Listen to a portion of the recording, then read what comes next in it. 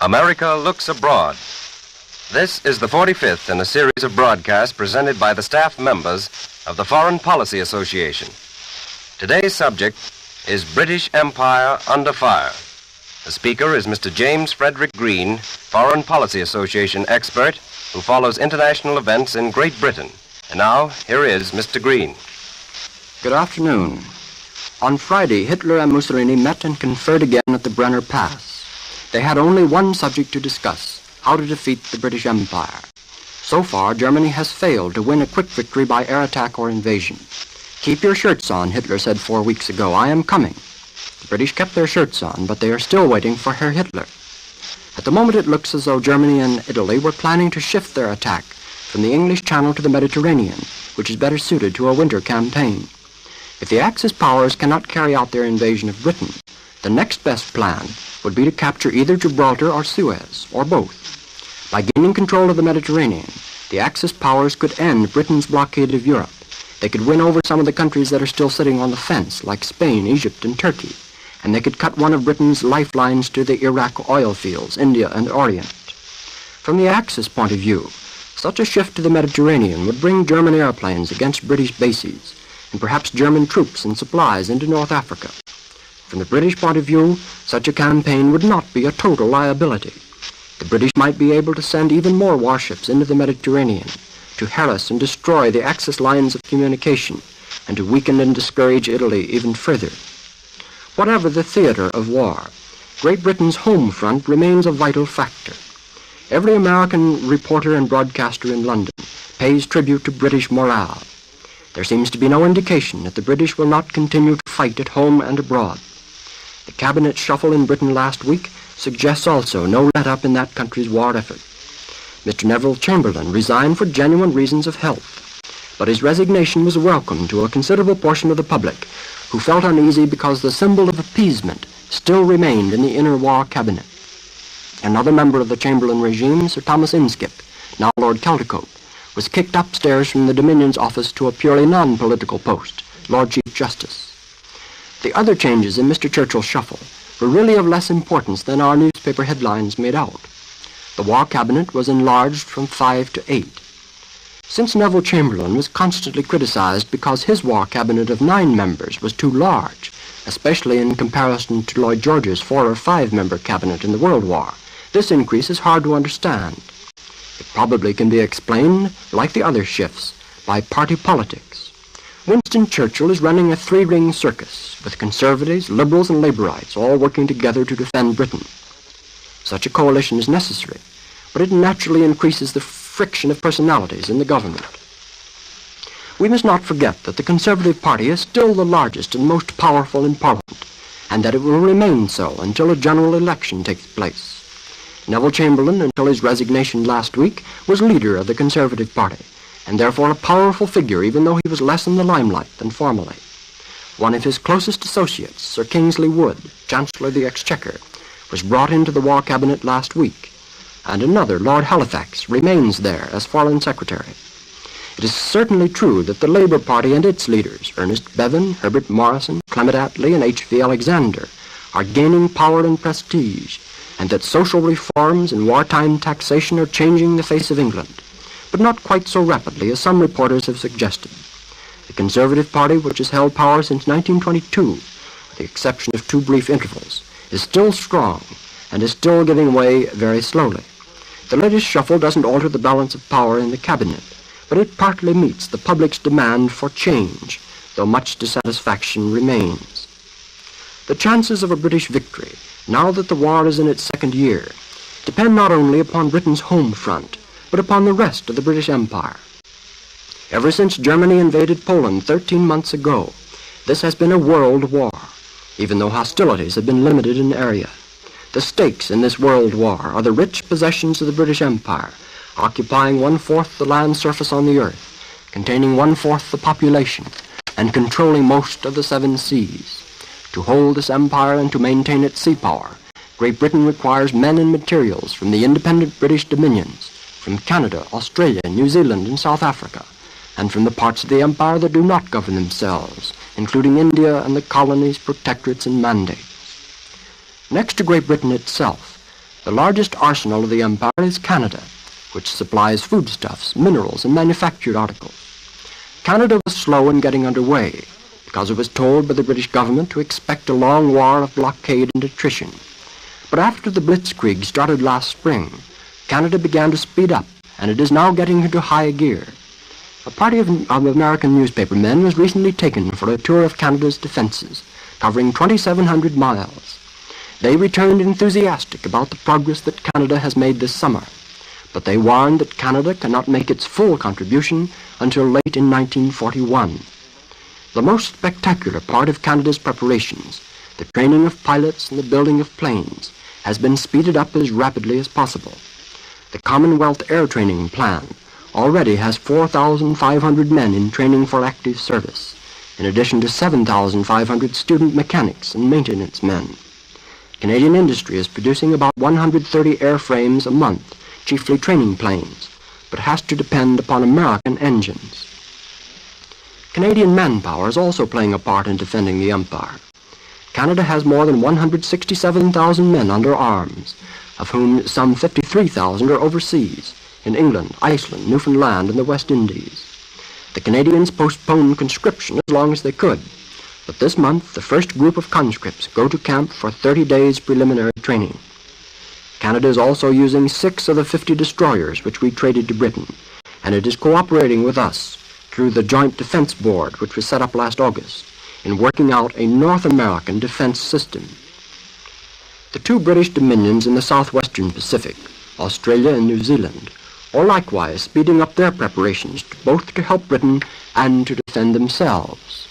Their hopes for a long war of blockade that would not require expeditionary forces have been shattered, and the 2 dominions now have many thousands of men stationed in Egypt and the Near East. Australia alone has 184,000 men under arms. Both Australia and New Zealand are training thousands of pilots and mechanics, and are sending them as rapidly as possible to England.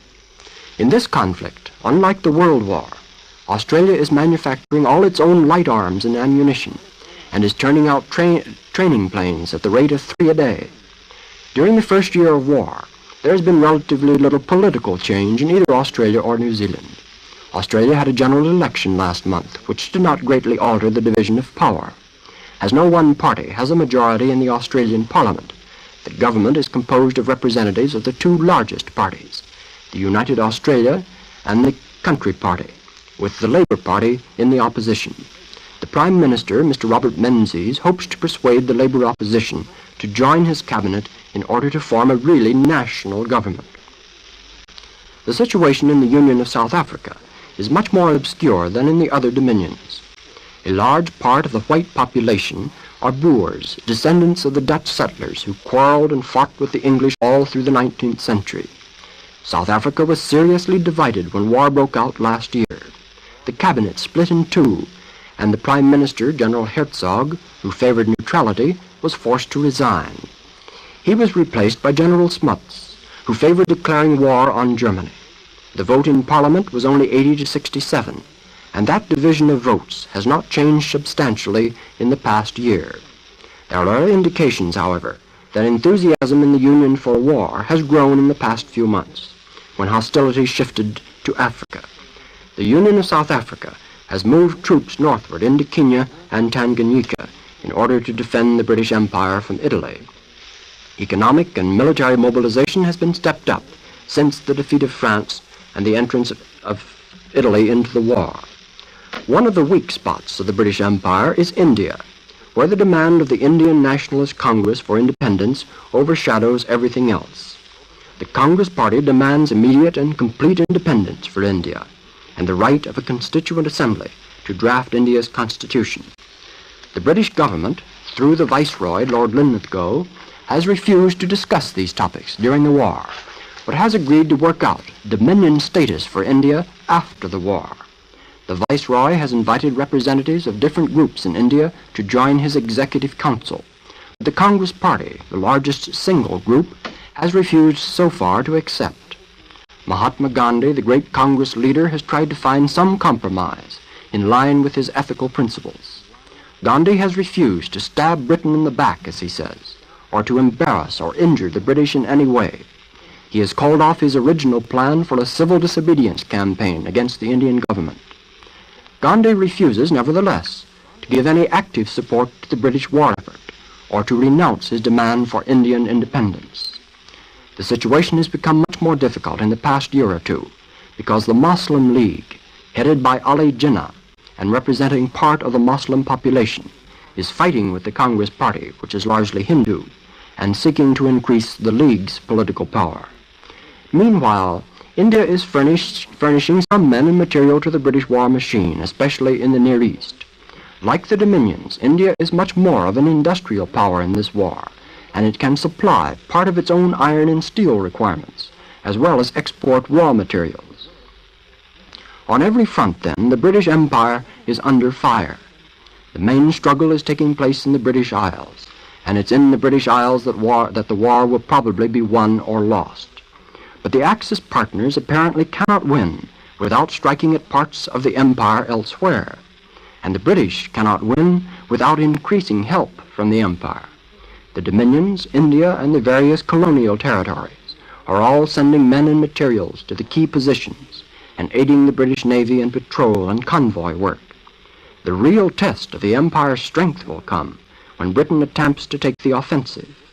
If Britain can resist aerial bombing and prevent invasion this fall, it will have won its first victory of the war, but a purely negative victory. It will then have to undertake to win the second and more positive victory of gaining back territory and of taking the offensive against Germany. Such a campaign would require far greater contributions of men and machines than any of the Dominions are sending now or even planning to send. If Britain should be defeated in the immediate future, the largest empire in the history of the world would become the spoils of war, plus the empires of France, Belgium, the Netherlands, and possibly Portugal, all of which depend on British sea power. Germany, Italy, and Japan would be ready to fill the vacuum left by these empires. They are now proclaiming that they have a new order ready for Europe and Asia. And we in the United States are taking out a little fire insurance for ourselves by rushing our defense preparations, leasing naval bases in British possessions in the Western Hemisphere, and collaborating with Canada and Latin America for defense. We should not assume, however, that our troubles are over just because Britain holds out against invasion this autumn, or because the war becomes a long stalemate or ends in the defeat of the Axis.